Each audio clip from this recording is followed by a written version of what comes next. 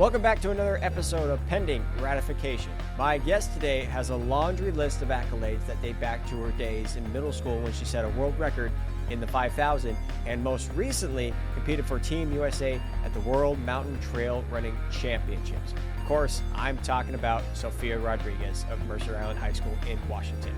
In this episode, not only do we talk about her experience in Spain competing for Team USA and her goals for the rest of this cross-country season, we also talk about her interests in cooking, podcasting, what it's like to live in 6 states, and so much more in this episode. Let's tune in to this episode of Pending Ratification. Sophia Rodriguez, welcome to Pending Ratification. You've been busy lately. You were just in Spain. Yes, sir. Yes, I was. Thank you for having me on here. How was it? World Mountain Trail Running Championships, your first ever Team USA you got to be a part of. Yeah, the experience was amazing. I got to be out in Spain with the best senior pro men and women, and then also an amazing U20 team. So it was just such a great time out there, and I think we all had a great experience. So it was super fun. You have a big background in trail running too, because it sounds like, before you moved to the state of Washington, and I've talked to your sister about this as well. I didn't realize Pennsylvania was such a hilly place to run in the country. And it seems like trail running has always kind of been like in your DNA. Your parents have always done it. You've done it. Like, what is it about trail running that is so great? Oh, I think that's definitely a really hard question, but for me, what makes trail running so great is definitely how relentless it is. You can't ever really let off the gas. I mean, definitely in the ultra marathons and everything with trail running, it's obviously a slower pace, so you kind of more chill, but it still is the equal amount of hurt, if not way more. So I think in trail running, the uphill is super super hard, and then you just have to book it down and try to get off the mountain as fast as you can. So it's just really, really tough. And I think I really like the grittiness of it and how you really just cannot give up and every step needs to count. What was the course like in Spain? Okay, yeah. So a lot of what the coaches were saying was almost it was like a glorified cross country course because the previous years it'd be 27% grade for I don't know, a mile or something. So it'd be crazy. That's like this, people. Yeah, it's It's actually really steep. you have to be almost crawling up it. But yeah, this year was pretty different because it took almost 3 miles to get to the peak, and then it was almost 3 miles down as well. And so, but the average was only roughly 13% grade for 2.74 up. And the start of it was a 1K to the trailhead was all on road. So it was a super fast start, and all the Europeans and just foreigners they all just know how to get a great start. So you had to be ready for that. But yeah, the course itself was beautiful. It was just in the middle of this valley in Spain, and we actually started pretty early in the morning and the sun was not up, so in the woods it was really dark, but That's yeah, cool. it was a great course. It wasn't too technical at all. And yeah, it had a good mixture of speed but then also some really good climbs. Yeah.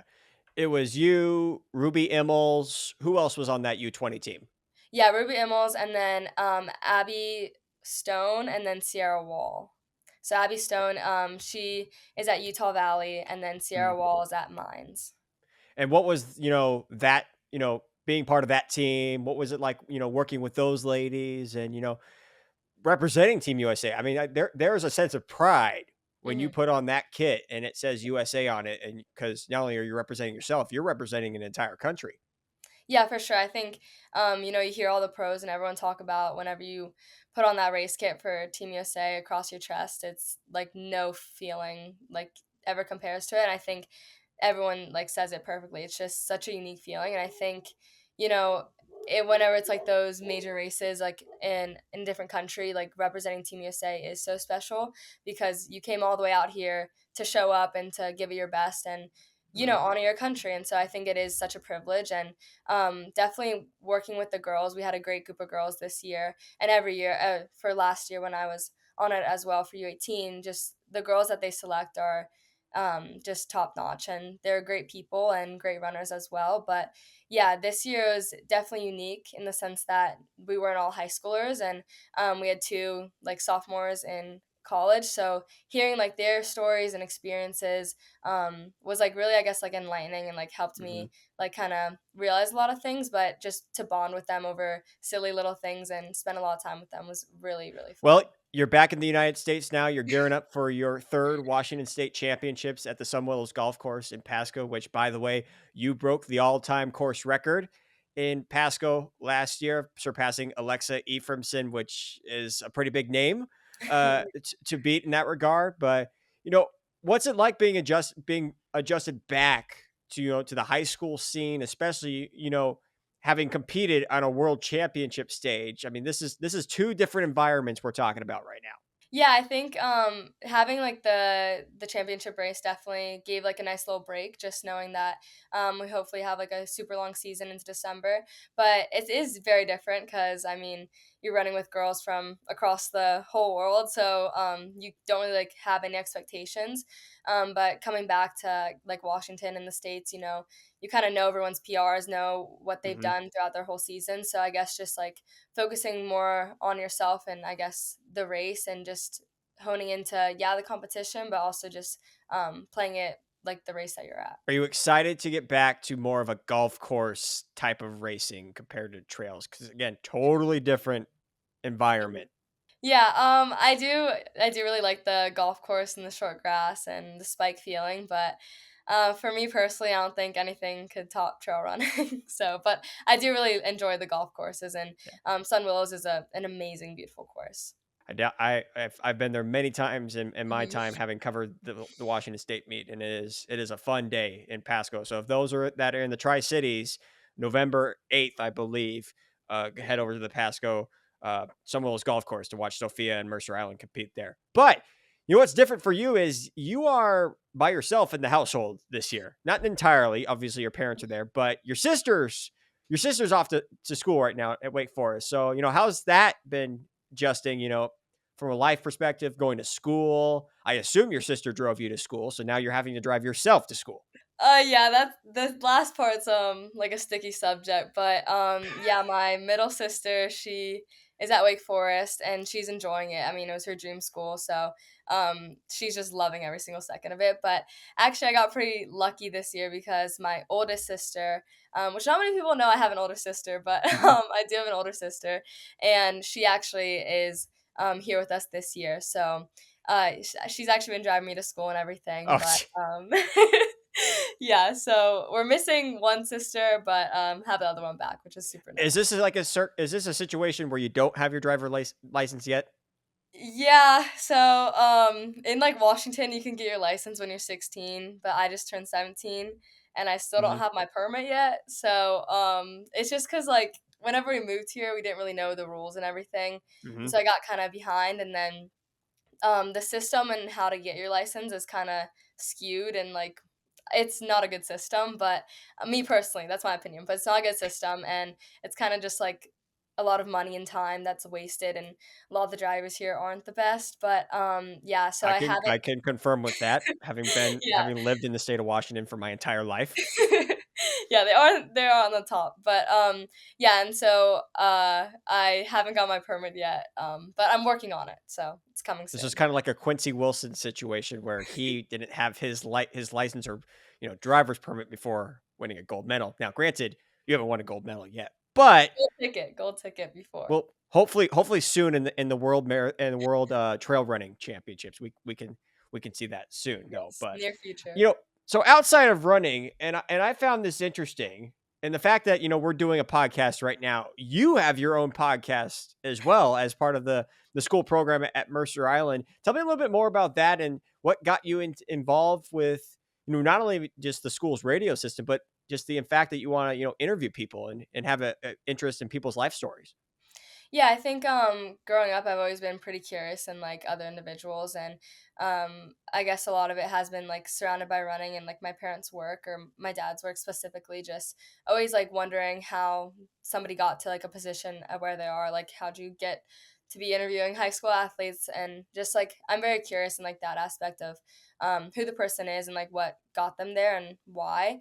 But yeah, whenever we moved out here, I had no idea about radio. Like the only Hmm. thing I knew was obviously listening to the radio station, driving in a car, but I had no idea how anything operated. And then out here, the my high school is like known for the radio station. We Hmm. actually got claimed for like number one station in the whole nation is like our slogan. So we have a lot of credibility, and I was like, you know what, instead of doing an art class like ceramics or Mhm. painting and drawing, I'll just like test out the radio program. And so freshman year I did that, and then got pretty really interested in it, and then wanted to pursue a podcast or two. And so yeah, that's how I ended up. So the first podcast that you had your freshman and sophomore year was with one of your close classmates, and it was Hmm. called C'est la vie, which Yes, in French, I'm already forgetting what that means. it means that is life. That is life. You guys talked about life, just high school stuff, outside of high school, just life in general. Like Yes. what kind of topics would there be in this type of podcast? Yeah, so a lot of it would kind of be like reminiscing on like I guess childhood and how that's kind of like not affected us in high school years, but kind of like a lot of background things. But then also, a lot of it would just be kind of, I guess, like random topics of just all over the spectrum. But my one good friend that I did it with, she actually was a really good basketball player, or is a really good Mm. basketball player. So a lot of it would be like centered around like sports in a sense, and we kind of compare and contrast the two, but have some similarities like mindset and like work ethic and everything.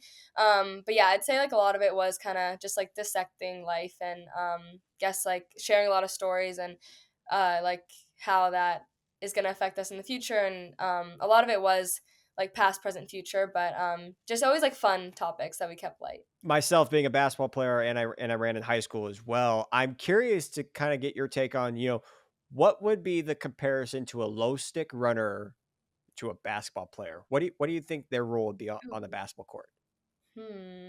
Either a shooter or I mean a point guard's like pretty good, but I think That's it'd what be I'm like kind of thinking too, a point being the guard. floor general of the team. And I mean, not necessarily that the low stick is the floor general of the Yeah. Mhm. team, but that's someone that always Is your maybe the guy. low stick is the person that Yeah. scores all the time, as you said, Hmm. is a shooting guard, or in the case of like the fifth man, that's the sixth man on the bench of a Hmm. basketball team. So that's something I would be definitely curious to have a conversation about with somebody, especially that's in basketball. Yeah, yeah, and then yeah, it'd be just like random stuff like that where it's like we'd have a unique like idea or something, and we just like I'm trying to remember some more topics, but I guess like yeah, it was just like a bunch of just like kind of fun random things that we like were like excited to talk about. Outside of sports, what else would you guys talk about? A lot of it was school focused, Okay. but also just like family and friends, and like a lot of it was kind of I guess like trends too. We talked about like fashion a good bit, and like mindset, and kind of just school in general and how like the system works. And our school has like a phone rule, so we talk about that. And it's Phone rule. like What's the phone rule? our school invested in like these yonder pouches, and so it's like the size of a phone, but then the Okay. top like clasps shut, and it's like a magnet, so you cannot open it. And so it's like a needle that goes through the magnet. Oh wait, I've heard of this. A yonder pouch, yeah. I've heard this because, Mhm. well, one, they don't want you texting or doing anything on your phone in Mm. class, so you have to basically give them your phone for the day, Yes, and yeah. you get that is cruelty. I'm sorry, that's awful. I never had that. If okay, if we texted in class, our phone got taken away, Yeah, yeah. rightfully so. You shouldn't be Mhm. doing that. But we never had it like taken away for the entire day. Well, yeah, because it was like it got implemented last year, and so last year they're like super strict on it, where it's like it had to be like in the pouch, and like the dean of students, he'd like randomly like maybe like once or twice a week he'd like do random phone checks. So you just Mm. go into a classroom and be like, take out your yonder pouch, and like everyone would like have to take it out.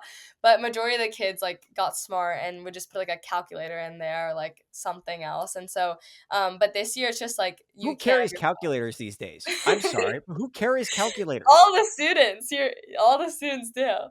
Is this what they do at Mercer Island? I mean, I've never been to the high school myself. I've driven many times through Mercer Island, Mhm. but I so you mean, just yeah, a lot of the kids do are really academic, so they will have a lot of calculators on them, graphing calculators, regular so what was ones. the so in this podcast episode you had, what was the verdict on it? A lot of it, well, cause I feel like it definitely for some kids they needed it because like they were like Hmm. actually addicted to their phone. So like a lot of times like the kids like would benefit from it and like do better in class. But then for like the students who like weren't on their phone, like it was just like this is kind of like ignorant because like I'm not on my phone, so it's already in Hmm. my backpack. Like I'm used to this. Like why do I need to do this in a sense? But it kind of made like another issue that we talked about because a bunch of kids would feel like they like neglected their phone throughout the day and then like Mm. they'd go home and then they just like scroll or like be on their phone so much and so like Yeah. it was they felt like there was like a connection and so then like They're um forcing you to have facial interaction with yeah that people. was like their main like targeting point was like we want Like, the actually have students to have a good face-to-face bond. Hmm. conversations with people. I know it's a weird Yeah. thing and people don't do it anymore, but it really happens. Yeah, that was their slogan for sure. Yeah. Like But now it's just like you can't have your phone. Like if a teacher sees your phone, like they'll probably take it, but a lot of times just like put it away. like I said, I never had that when I was in high school, and gosh, that was 8 years ago when I graduated high Did you school. even have phones in high school? But you have moved on from this podcast because your friend either graduated or has she gone on to a different school or Yeah, she just moved to a different school. all right, so she just moved, but you started a new podcast this year and it's revolved around running. Who are some of the guests that you've had on? Yeah, so freshman year I kind of interviewed a few guest on our podcast, and I didn't actually like make the running podcast official until my sophomore year. But funny enough, I had my dad on Hmm. it because one of like the first assignments freshman year was like a career spotlight, and you can like interview family. So I Yep. went the safe route, and then I've had Julie Benson on it to Cool. talk about like eating disorder culture in running, especially in like distance female athletes. And then I had Dr. Margaret Otley, who is a sports psychiatrist, and she works with Nike Elite a lot, but she has been on, I think, oh, she's been on like so many Olympic teams for not Hmm. only running, but for like gymnastics, field hockey, and not only for the US, but also for Trinidad and Tobago. And so she's just like a super amazing person. All those people like I like heavily look up to, and so I really wanted to interview all of them, but Is there somebody that you haven't interviewed that you do want to? ooh, I definitely want to interview Paul Limmer, who he is a mentor at Nike Elite, but he actually has a movie about him.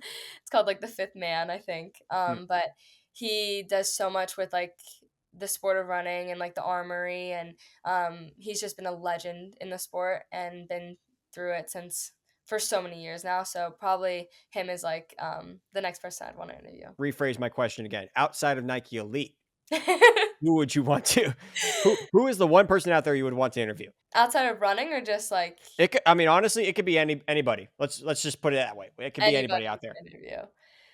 Ooh, Taylor this is tough. Swift, JoJo Siwa. I'm just thinking of Um, very pop cultured names. I don't. maybe Eddie Vedder. Wait, I'm probably gonna butcher his name, but the Pearl Jam lead singer. Okay, you are a true Washington. You are officially now a true Washingtonian, having mentioned Pearl Jam. Yeah, probably him though. That's that's a really good. And I'm laughing at that because you've lived in 6 different states, which we will get to that momentarily. But I'm impressed. You got your Seattle music history down there. I Yeah, it's actually before I moved to Washington, I listened to them. So, but they are huge here. Like everyone knows them, and like back in Pennsylvania, abs. people be like, Hey, they had the Vetter Cup, which really did not make any sense since Eddie Vedder is a Chicago Cubs fan, and yet it was between the Padres and the Mariners. maybe you should be So on the podcast if I interview him. I sure Oh, I the mean I'm Mariners did not have a good seventh game. that's a that don't even get me started on that conversation. We're gonna move on from that before we make me really sad. But Hmm. speaking of which, as I said, you've lived in 6 states. You were born in Texas, but you lived in Florida, Georgia, Maryland, Pennsylvania, and now of course Washington. How long were you in Texas for? Since you were born there? Yeah, so well before I was born there, like we lived there a good bit, but Before you were born there? You were born before I somewhere was else? born, yeah. Because my mom like wanted all my sisters and I to be born in Texas, but Mhm. we lived there for maybe like 3 years, 3 to Mhm. 4. Um yeah, at like 3 to 4 years after I was born. And so then what was kind of the order of states that you went to? Because Yeah, so these are all, it seems like south, a mhm. little up towards the northeast, and then all the way to the west coast. Yeah, so, Texas, and then Florida, and then Georgia, and then from Georgia to Maryland, and then Pennsylvania, and then now Washington, and a lot And of go I'm ahead. sorry. Well, cause like, my dad's side of the family is from Miami, and so Mhm. we live there, and then my mom's side is from Texas, so we live there, and then, Georgia, I think, was for my dad's job, and then Maryland and Pennsylvania was job related, and then Washington was also job related. Which one do you miss the most, or have like a vivid memory of like living there and be like, yeah, I kind of wish I was there still.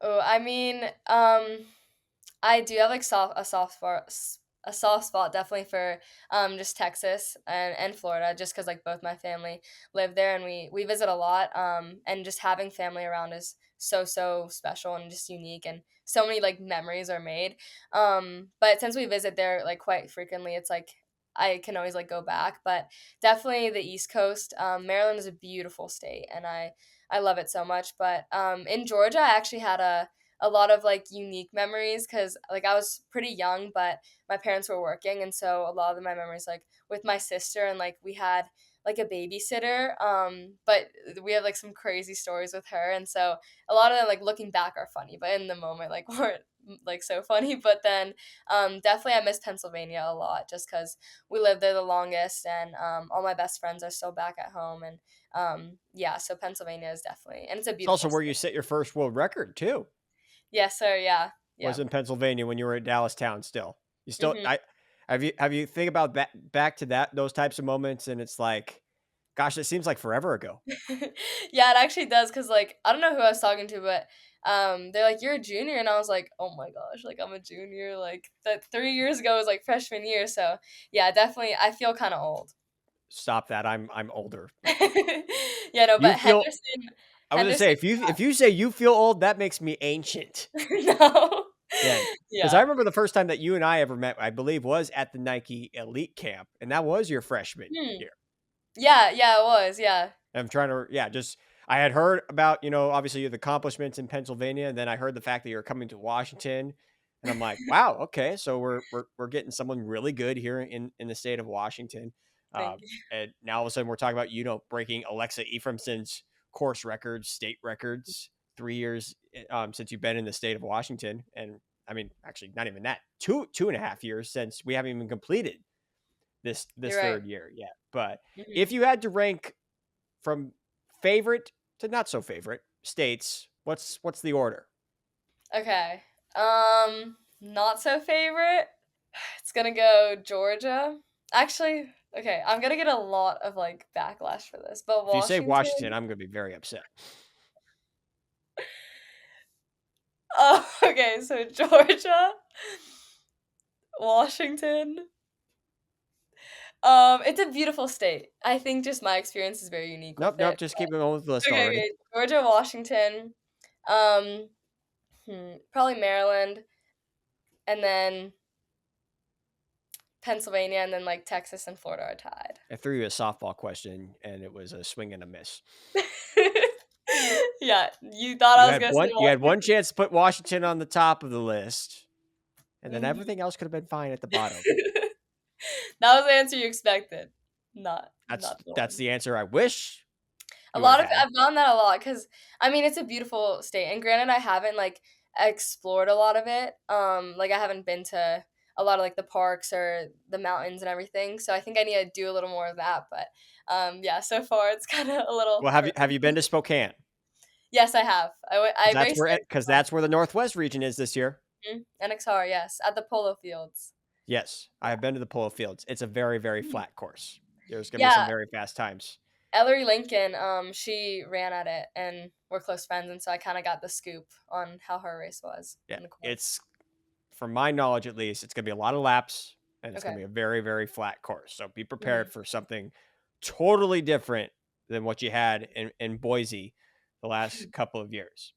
The Yes. next topic I do want to talk about though is you love cooking. Like when it comes to big feasts, meals, you're all in. Like you're working all day, especially during Thanksgiving. What Do you feel like that's probably one of the busiest days of the year for you when it comes to the cooking piece? Oh yeah, for sure. Definitely Thanksgiving. If not, then What's like the 4th of July. all right? So okay, so I'll ask you about the Fourth of July, but like, so what does the Thanksgiving feast look like? Mhm. What are we prepping? Okay, so obviously on Thanksgiving Day, have to get the run early in the morning out. And then yeah, so we start with like appetizers and we'll normally have like 4 to 5 appetizers. Like some examples are like goat cheese stuffed dates Okay. that like wrapped in bacon with like a rosemary honey glaze. And then like a lot of bread I would say, so like garlic bread, Hmm. or like a focaccia, yeah, focaccia. And then a soup is always great for an appetizer, like something Hmm. light but very yummy. So like a butternut squash. And then for like the main meals, my dad like does like all the meat and everything. So I kind of like stick to the sides. Hmm. But for Thanksgiving, you have to have stuffing and corn. Those like I don't really like. One year I made homemade stuffing, but my sister like kind of complained and was like, "I want the box stuffing." So Which sister complained? my oldest sister. Okay, Madeline, you're already kicked out of the house. No, yeah, Victoria's a really picky eater, but yeah, Madeline loves the box stuffing, and I can't really complain. It is just very good. But yeah, and then mashed potatoes. My mom makes like the best mashed potatoes, so we'll leave that to her. But then I make like homemade rolls, and Hmm. then homemade mac and cheese, and then Mm. for dessert, like one year I made like a pecan pie from Hmm. scratch and an apple pie.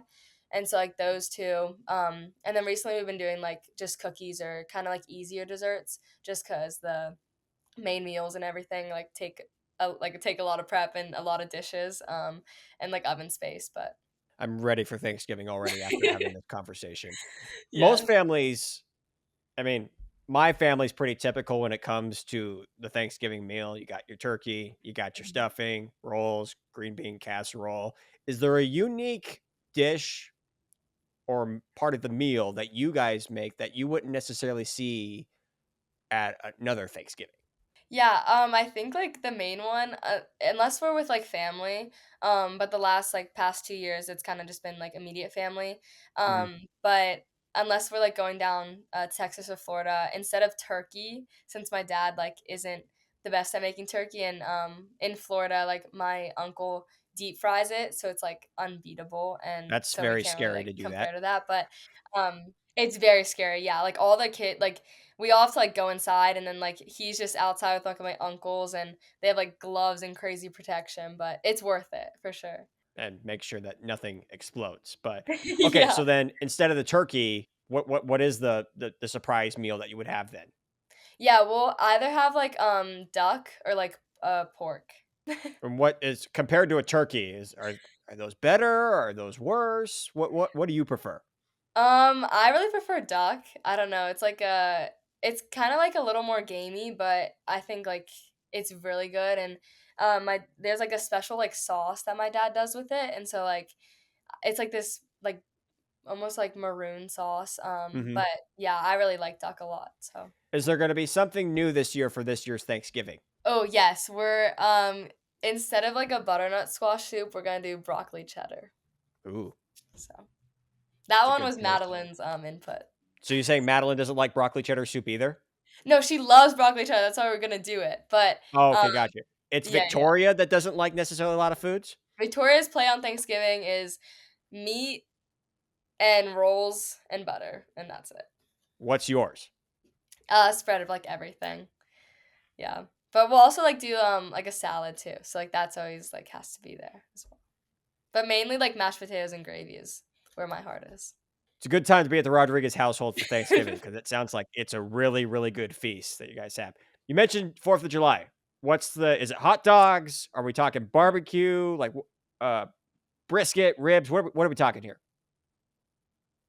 Yeah, full barbecue. My dad loves to barbecue, so he'll do burgers and hot dogs, a classic 4th of July, and then I'll make like a summer salad where it's like corn, like black beans, maybe some like other beans, and then like tomatoes and like lime. So before you kind of, dived into the world of running, you had a big passion for soccer and actually had a really cool opportunity to not only go to one World Cup, but two of them. I believe the most recent one was, at least the one that held in the North America, was in Canada, right? The Women's World Cup? Yes, yeah, Canada, back in Yeah, that was Vancouver. And actually, I recall that final because Vancouver is like an hour away from my hometown in Washington. So I remember when the U.S. played, I believe it was Japan in that final. Yes. But aside from me talking about myself and that, but No. tell me about your experiences at the World Cup and what those were like. Yeah, so our parents kind of made a bet with us, being like, if all three of you guys like are still playing soccer, then every year we'd like go to the World Cup. And like I think the bet was that at least like one of us still had to be playing soccer.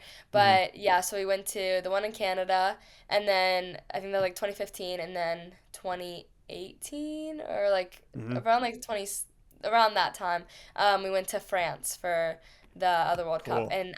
And France I have like more vivid memories, but it is just like insane because there's all these fans from around the world, but US has like a really strong soccer fan, and like just supporters out there. And for the Women's World Cup, because in my opinion, I think like the women's soccer team for USA is stronger than the men's. That's clearly So obvious when they've won yeah, I the think World that's Cup that the known, men's team but has. yeah. And so yeah, just the support and like how many people show up to the World Cups are just amazing. And like you like all the USA fans are just so much fun. Everyone brings so much spirit, so it's super super cool. Well, I know you're not playing soccer anymore, but the World Cup is coming to the United States this next year in 2026. So I assume you're going to try to go to a couple of the men's World Cup games. Yeah, I think we will, because there's definitely a few matches here in Seattle, and so I think we're trying to get some tickets, but everything's like already starting to sell out so quick. So we'll try to see, hopefully, but yeah, we'll try to Well, make it and happen. and Seattle has become a soccer town within the It last has, yeah. decade or so since the Sounders have reemerged back in Seattle. Gosh, I think the Sounders have won like maybe 2 MLS Cups. So I Yeah. mean, it's a big deal, at least in the city of Seattle. I also know, I think they're going to have a game in Pennsylvania as well. Oh, if no I'm way. mistaken or not. So if you have an excuse to want to go back to Pennsylvania and go see some people, I think they're going to have the one of the World Cup matches at Lincoln Financial Field in Philadelphia. So that's Oh, also okay. another That's option as cool. well. Another cool Yeah. thing kind of involved with soccer is you've had a chance to actually walk out onto the pitch with one of the best premier teams in the entire world, in the Tottenham Hotspurs. How did that opportunity come about? Yeah, so before my dad was at Brooks, he actually worked for Under Armour, and like whenever he was starting out for Under Armour, he worked for making jerseys or like kits for the Tottenham Hotspurs, and then I think for like a few other like like teams and countries and stuff. But yeah, I don't even know how really like the opportunity came, but we were just there. I don't even know where the actual game was played, but yeah, I just remember like being in the tunnel, and then like I'm standing next to this guy who, like, granted I'm like 5 years old, maybe 6 years old, and so I'm like tiny, and then there's like this massive. I was like with. Oh, one of my sisters was with like the keeper, so he was like insanely tall. But Yes. we were just like standing there, and then yeah, we got to walk out. So it was definitely like all my dad's doing, but it was a super like cool opportunity. Like looking back on Yeah. it. I got to imagine, being 5 years old, you have no idea what is No. happening. You're just going out Yeah. onto a soccer pitch and people are cheering. Was it here in the United States or was it over there? No, I definitely was here. I'm pretty sure. Yeah. But I remember he like would always have to go to like London and so many trips, like definitely just like in Europe and everything. But Yeah. I do think it was here. Yeah. So as a soccer fan, is there a team you follow pretty closely? We've kind of like fallen off of it a bit just because we don't play soccer anymore. But we do still keep up with like the women's national team. And then huge like Tottenham supporters, I would say. But yeah, Well, we you kind of gotta just be, like especially if you're walking out onto the pitch with the team. yeah, and we like one of like the artifacts that I guess like the not artifacts, but like one of the like the souvenirs that the kids got to take was like the players like all signed the jerseys. So we have like just three signed, and like back in like 20 whenever it was like 2015, there was like some like the prime like soccer players, so it's like super super cool. But yeah, we try to follow like the like Tottenham a bit, and then the women's national team. Have you ever gotten to experience a soccer game over in Europe? Other than the Women's World Cup in France, that's the only time that yeah I've been able to go. Yeah, I definitely. I mean, I got to go to Europe this last summer, and I wish I had a chance to go watch a soccer match over there. I was Yeah. actually in London. I would have loved to have gone to see a match there, but unfortunately, it was not in season. But that's definitely on my bucket list of items. As a huge Yeah. avid sports fan, I would love hmm to go watch European football Oh, for sure. and Yeah. go experience And that. I know, So, and like, I used to be like a huge like Messi fan, so like mhm. Argentina and Barcelona. So we try to keep up with them a He's bit. And, playing like for PSG. Miami, I know he is. and you Yeah, like and like, Florida. yeah, my cousins actually, cause my one of my cousin Hmm. who lives down there, who my other cousin actually runs for Belen with Marcelo, Hmm. but my cousin, her name's Sienna, and she still plays soccer, and they actually saw Messi like playing at like one of their like local soccer pitches, and like my aunt like got a picture of him just like standing there, so it was like crazy. So not only can you go see family, you can go watch Messi play for what is it? I think FC Miami. I think that's what the That's team Miami, yeah. is. God, hmm that would be such a cool opportunity if you're able to do that. But kind of talking about obviously this life stuff. I want to circle back to the running piece because of course that is a huge part of your life, and one of the big things that kind of what you thought was kind of your breakthrough moment was your eighth grade year when you were still living in Pennsylvania, going to Dallastown, and you had an opportunity to go to NXR Northeast. However, you didn't race in the championship race. You unfortunately had to settle for what maybe like the varsity one section race or Yeah. whatever they call it. Tell me a little bit more about that because it seemed like it was a little conflicting because eighth graders, at least according to the state of Pennsylvania, were not allowed to compete in that championship style of racing.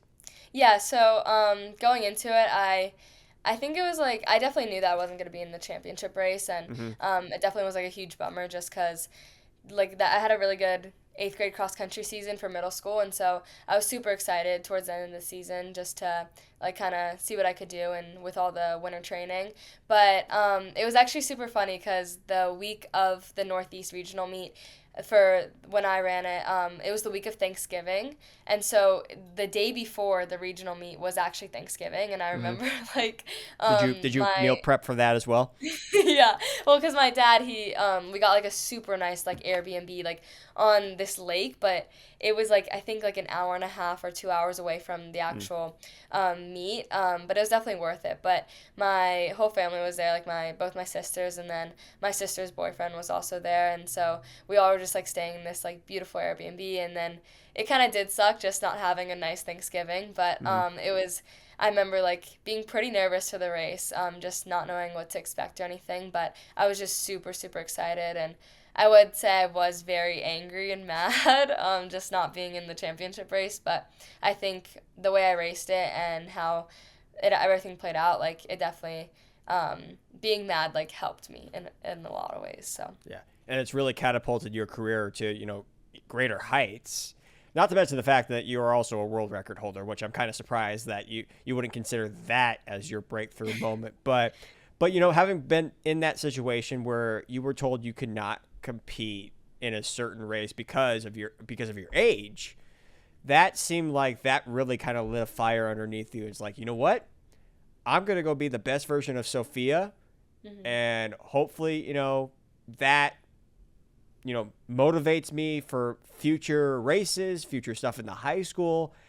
I think it certainly has. I mean, what are your thoughts on that? Yeah, no, for sure. I think you definitely put in perfect words, like just trying to be the best version of myself and pushing my body on any given day and seeing how far it's going to take me.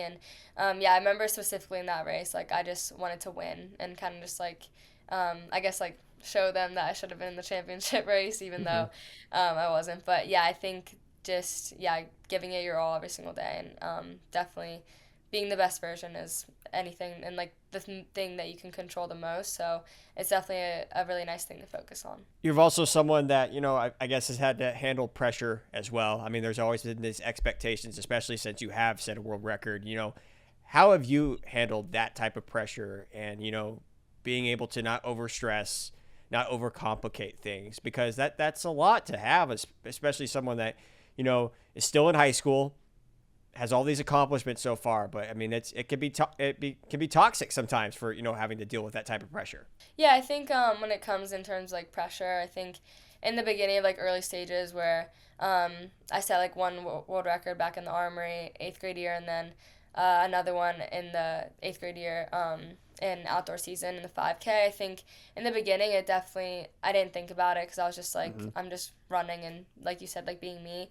But yeah, now I think a lot of the pressure is kind of more internally and the pressure that I kind of put on myself in a sense. I don't think a lot of it is like outside people or outside influence. I think a lot of it is my own expectations, but which is like not the best just because a lot of it is like just the mind and everything. But yeah, I think when it comes to pressure, I think having a great support system, like my family, my parents, both my sisters, where I can just talk through everything. And if I am like feeling a certain way or kind of just like overthinking a lot as I do, then I can always turn to them to talk to them. And then as well as like Nike Elite, I know I've mentioned them a few times, but always knowing that big of a support group and those amazing people and mentors will always have my back, and I can always just reach out. I think that's benefited me so much in terms of my expectations and what I want to accomplish, but then also like taking a step back because all those support groups just let me see the perspective and like get me outside of my own head. You've also, at least from a Mercer Island perspective, you've had two mentors, one of course being your sister and then Owen Powell.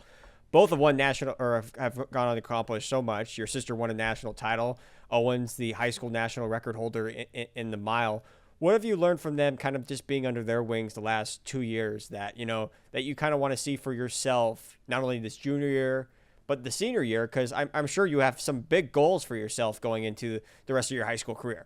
Yeah, for sure. I think definitely with my sister, it's a huge adjustment because even just in workouts and just on the day of practice, like a lot of times during workouts, I'll like notice myself taking it a little too seriously, where she was always there to like kind of crack a smile out of me and just like make me laugh, which normally doesn't happen in a workout. So she definitely like pulled me out of, I guess, like me kind of focusing a little too much sometimes. And so definitely noticing her not being there on workouts and even just like there running with me, it's like a huge difference. But her presence like definitely shifts a lot of things. And I think one thing from her is like, and she'll always say, is just like to have fun in the sport. And I have a lot of fun in it and I love it with a burning passion, but she definitely like knows how to take a step back and still work hard and put in everything she needs to put in, but have a little more like, I guess like lighten the mood when it's like a serious time, whereas like I'm just like dialed and kind of go mute. But yeah, she definitely is just a great inspiration on just how to work hard, but then also have so much fun with it day in and day out. And then yeah, as for Owen, he's just such a hard worker, and he's gonna show up to every practice and give it his all, and then along with that, like have so much fun. And he's a really great team guy, so bringing everyone into the team and just getting everyone super hyped for the season and their own races as well is something that I take away. This Mercer Island team has a chance to repeat as state champions, which I believe they won their first state title on the girls' side in 40 years or something like that? It was back in 2008. Okay, 2008. Yeah. So I think I was thinking of the boys that had not won the boys. a state title. It's been a long time for the boys. But yeah. That being said, Victoria's obviously gone, doing her thing now at Wake Forest. You're leading this team now. What are the expectations when you guys go to Pasco this weekend? I think the first thing, of course, try to repeat as state champions. But for you individually, I mean, let's see if we can try to lower your state course record down. Let's see, can we get under 1640? Hey, can we get close to 1630? Yeah, for sure. For the team like aspect, we're just trying to go, and I think definitely for the guys side, they're gonna look to repeat their state title, and then for the girls side, because last year we only won by a point, which was like so exciting. But we do look to defend the title again, and I think like the mindset going into it is just everyone give their best effort and like always think about the team, always look to the next person, know the jersey of, you know, Blanchette or Seattle Prep, and just always like looking up and trying to get those girls because every point does matter. And then as for an individual standpoint, I think, yeah, like you said, just I'm going to run my own race and definitely try to lower the record. And if a great time comes out of it, then that's amazing. If it's 1 second faster, then that's amazing. And if it's nothing, then I know at least I'm looking to get the win. So the win is definitely the most important thing. But then if the time can come, then that's just well. In the big picture, we're talking Nike Cross Nationals, especially after last year when you finished top 10, earning All-American honors for the very first time. You know, what is your hope to kind of take that next step this year? You haven't had a ton of high school races this year because of course you were competing in Spain. So, you know, has training been different in the sense like, you know, you've been saving some stuff for, you know, later down this season to, you know, hopefully, you know, set yourself up for a good time in Portland? Yeah, I think like you noticing that is like very important because we haven't had that many invites at all. We had the Mook in the beginning of the season, and then we had John Payne, and that was like basically it. So yeah, it definitely is a unique season because compared to last year, I felt like we were racing like almost every weekend. But yeah, this year we definitely are, I think, training a lot more and saving those huge efforts for like important races. And we definitely, because for like counties and districts, we're kind of still training through it all. So this past Saturday I just trained through it, and then this Saturday just trained through it, but still giving like hard efforts. And then states is definitely going to be a really hard effort and good competition. But then like you said, we're not trying to pop anything crazy until NXR, but then definitely NXN, and then now Brooks for Looker. What's the ultimate goal at Nike Cross Nationals? Oof. I mean, there's definitely like some super like, I guess, high goals that everyone kind of envisions, but I have some like beef with last year's NXN race. I think a lot of people did. Oh, sorry, what? I think a lot of people had beef with last year's NXN race. Yeah, but definitely just try to do way better than last year, and I know that I'm way fitter than last year, so just trusting myself and then doing all the preparation before the race, and hopefully everything will piece together on the day. But yeah, definitely some high placement goals, and just try to run as best I can and compete really, really well. Well, of course, as I said, you guys can watch Sophia race at the Washington State Championships on November 8th, and then a week from that, she'll be in Spokane for the Nike Cross Regional Northwest, looking to see if she can punch her second consecutive ticket to Nike Cross Nationals. As we wrap up this episode of Pending Ratification, of course, everyone wonders, why pending ratification? What does that mean? Well, if you set a world record or set a record of any kind, you have to go through a ratifying process. And so pending means you have to wait. Ratifying means, it has to be, adjourned or, checked off saying like, all right, yeah, it's passed. So, and for all my guests that I've asked so far, non-running related, what is a world record that Sophia Rodriguez would want to set in? Okay. I've been thinking about this question. I think I guess because a lot of people have answered like a food category. And I'd say it literally be anything. I think like a really cool like Red Bull record.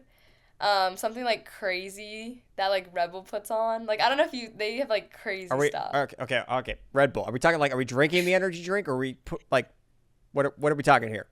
Like, well, because like Red Bull is known to have like some just insane videos where like the people are like on the side of a cliff like riding a bike, or like the tallest like skateboarding down a ramp or something. So maybe like a Red Bull ratified record, or like I don't know, I'm trying to think. Gotta be specific here.